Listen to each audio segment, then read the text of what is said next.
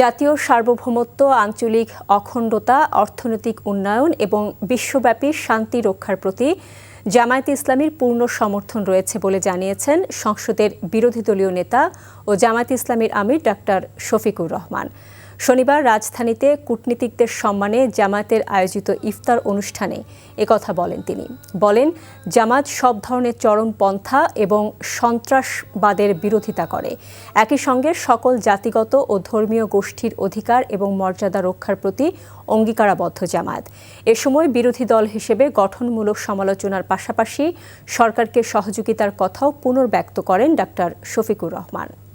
That by anchoring its platform in unwavering patriotism, positive regional and global sentiments, pragmatic economic engagement, and a proactive commitment to a peaceful, rule-based order to calm the turbulence in the international arena that we at times confront.